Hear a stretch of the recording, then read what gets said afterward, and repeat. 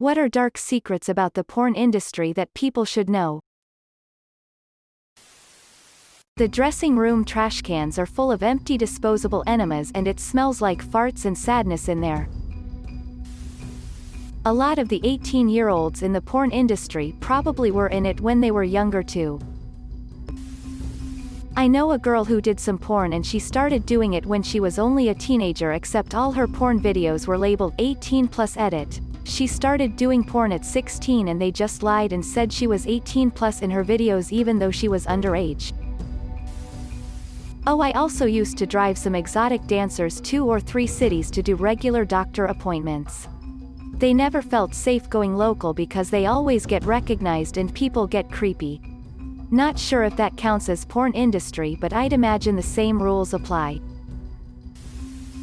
The grooming and locking. If you've never heard of locking, it's basically when a group of girls doing porn are living together, typically, and they are pressured to spend their money by producers who claim to be their friends. The goal here is to diminish any sort of saving money thought process, and they make it out like the money will never stop coming. This keeps them broke and making doing more shoots. Edit. Just wanted to say thanks for the upvotes. Hopefully this will be top comment so more awareness gets out. Grooming doesn't stop because they made a few videos. Many of the 18-yo porn stars were recruited when they were 16 or 17.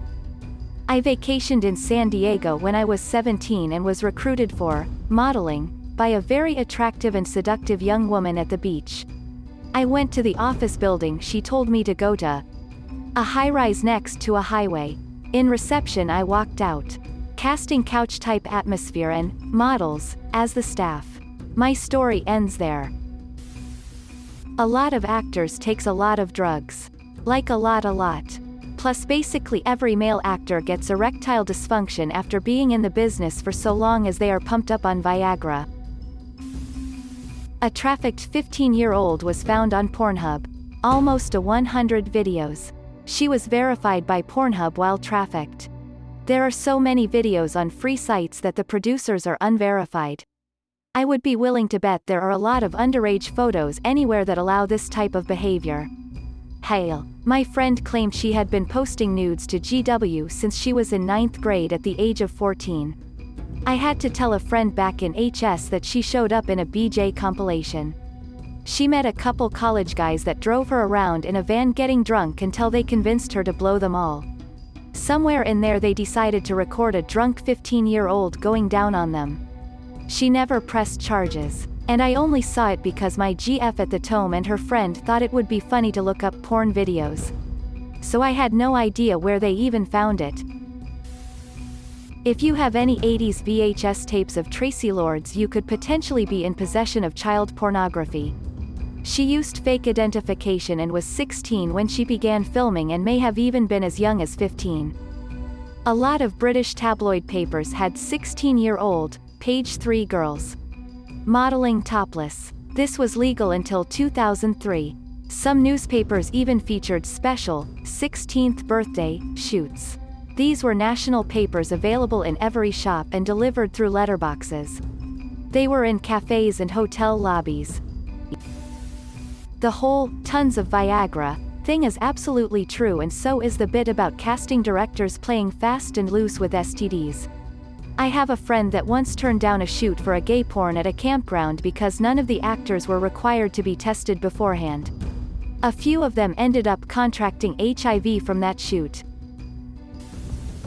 1. Amateur, homemade. 18Y ovids are likely not 18 too. The industry gives no shits about protecting minors. If it were legal they'd go as low as they could. See Japan. Color Climax. Tracy Lords. Tracy Lords' case is especially despicable due to all the hate she received when it came out she was 16 in her vids and 14 in her pinups. As well as the fact that in 1987 they made a porn film about her sexual exploitation. 3.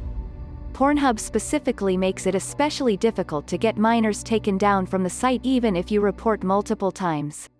Several famous minors are actually recommended search terms.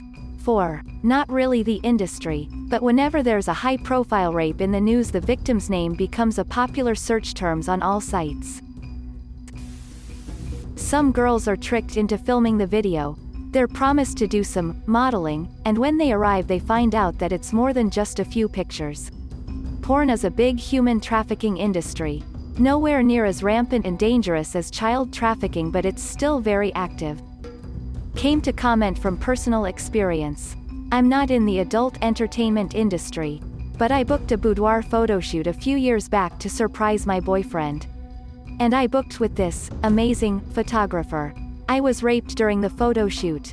A video recorder was on the entire time that of course captured everything, and the video went to the black market. The photographer was actually deep into sex trafficking. But these traffic rings stay 100 steps ahead at all times that the police investigation became cold very fast. A lot of the time child pornography slips through the cracks. More often than not those girls that look 14 to 16 are actually within that age range, but nobody questions it because age checks don't happen often. So next time you're spanking your bacon to some petite flat-chested teen barely legal shit, think twice before you nut. That may be a child. They, mainly Pornhub, but most sites do it, turn a blind eye to human trafficking because that rings in over 1/3 of their profits through these homemade videos. Also, there was a petition to get Pornhub taken down for this. The financial structures of the business are remarkable. The amount of money flowing through the industry is huge beyond comprehension. But in the end it ends up in just a few pockets.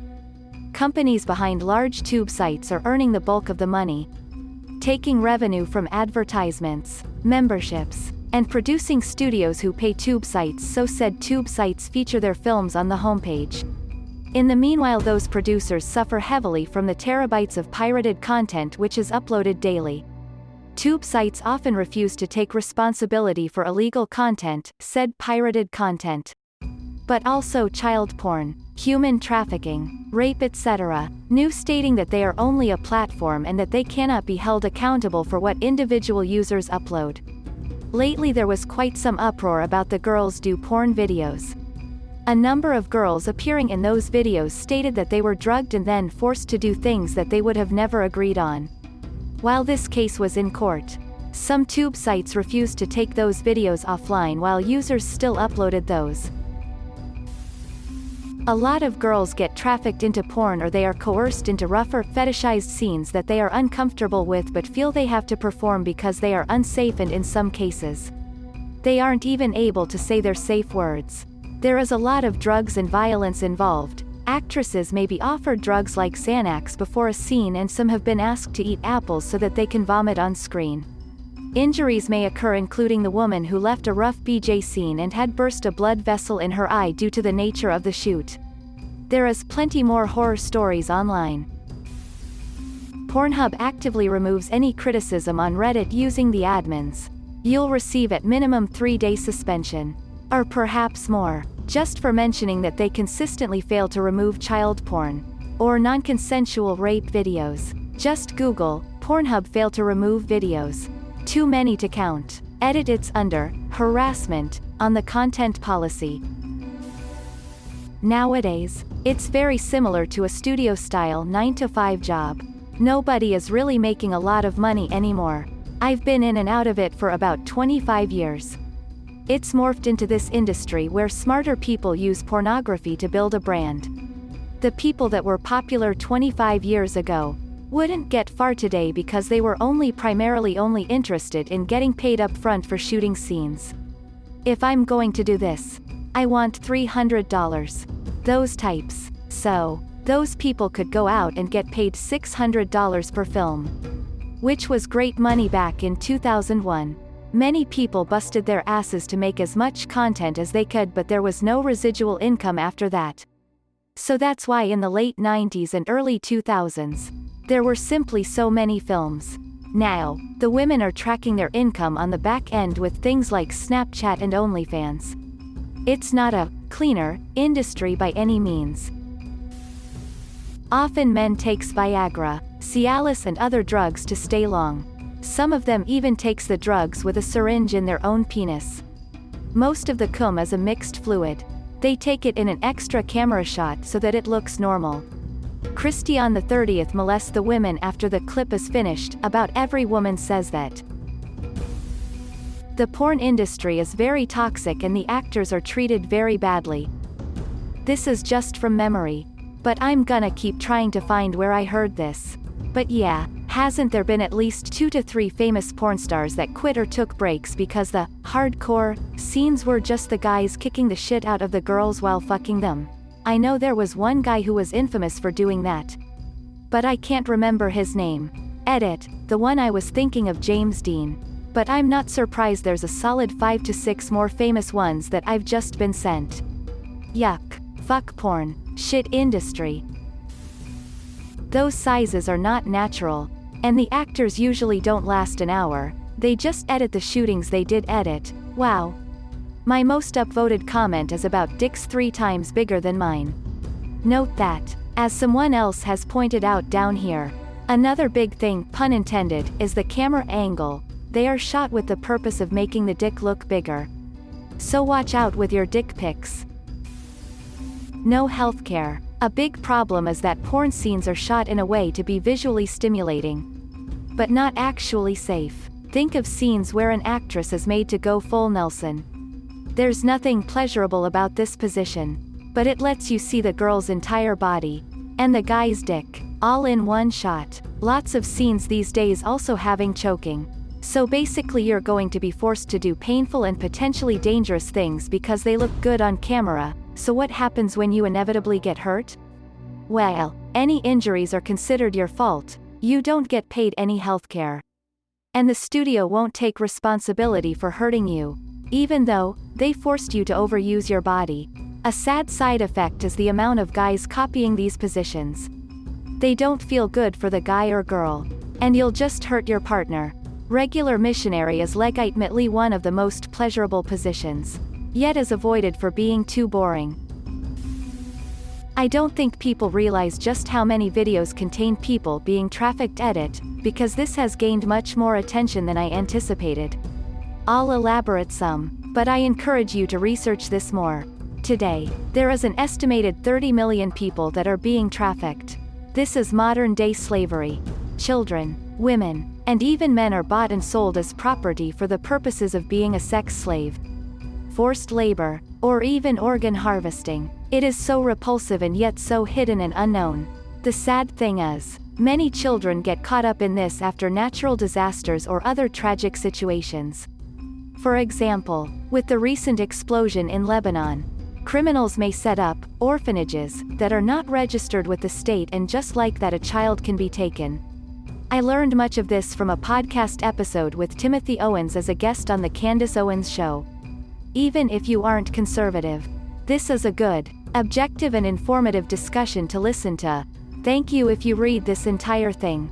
I just felt I needed to use this opportunity to give a voice to the unheard. Thanks for watching. If you liked the video, give it a thumbs up. Don't forget to subscribe and hit the notification button. See you next time.